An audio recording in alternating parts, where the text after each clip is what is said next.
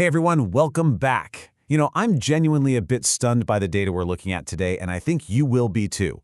We're diving deep into what's being called the 2025 AI hype correction. After all the massive hype, the billions of dollars poured in, and all the predictions about how AI would completely change work as we know it, well, reality is hitting, and it's hitting hard. For so many businesses, the dream just isn't matching up with the results, and frankly, it's a wake-up call we all need to hear. Okay, let's just get right to the number at the center of this whole conversation, 95%. And honestly, it's a bombshell. And there it is. According to a major MIT study, a whopping 95% of companies that piloted generative AI saw no measurable return on their investment. We're talking about a collective spend of nearly $40 billion across the board for basically no impact on the bottom line. It's a staggering figure, and it just begs the question, how? So, how did we get here? How could so much investment and so much excitement lead to so little return? Well, in this first section, let's unpack the anatomy of this widespread failure, because the reasons, they're kind of hiding in plain sight. A big part of the problem comes down to where the money actually went. Nearly half of all enterprise Gen AI spending was poured into these flashy sales and marketing demos. Things that look great in a presentation, but often lack any deep operational value. Meanwhile, the high-impact areas, like back-office automation that offer a clear path to savings and efficiency, they got far less attention. And this just gets right to the heart of a huge user frustration, what's being called the learning gap.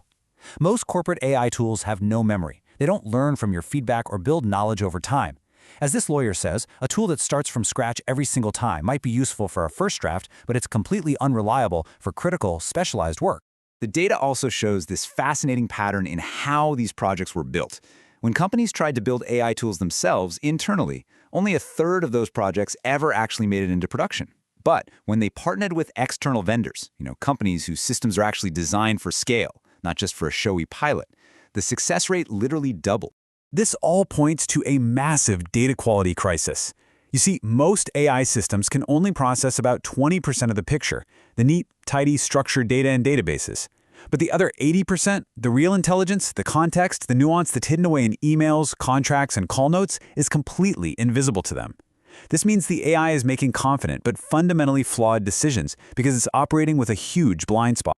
But look, it is not all bad news, not by a long shot, because amidst the 95% who struggled, there's a small group, the 5% who are absolutely crushing it.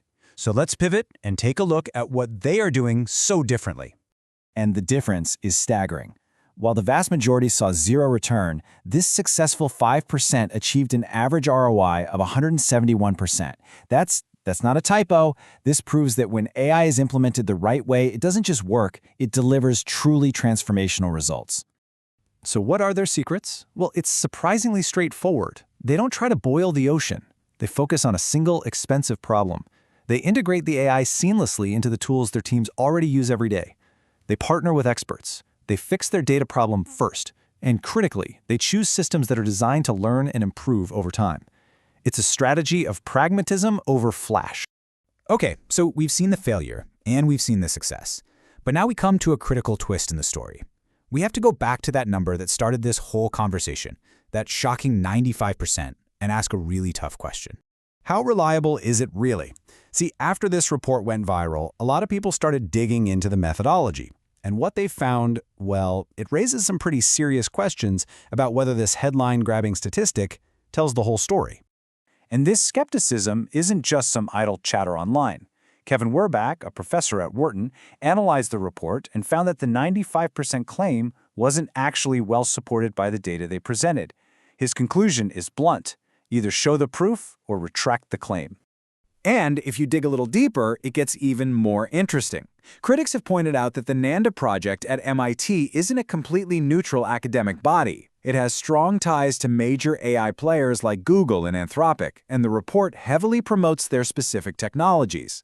This has led some to suggest that the report might be less of an objective study and more of a stealth guerrilla marketing campaign designed to favor certain solutions.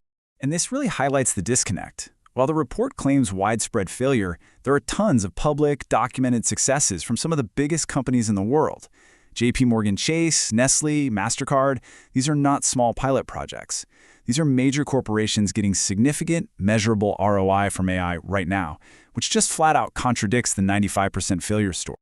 So what does this leave us? We've got a shocking failure statistic that might be flawed, but at the same time, the real-world struggles are undeniable. The truth is, this isn't about universal failure. It's about a critical transition. We are moving from a period of wild, unconstrained hype to one of practical reality. Let's just put a name on it. It's a hype correction. This is a classic pattern for any big new technology.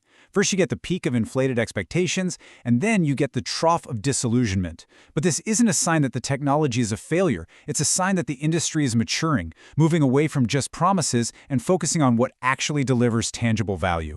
So how do you navigate this moment? The path forward is actually pretty clear. You follow the playbook of the successful 5%. Forget the flashy demos. The key is to build systems that learn, integrate them into real workflows where people actually do their jobs and solve one specific high-value problem before you try to solve everything. That's the path from a pilot to real, enterprise-wide production.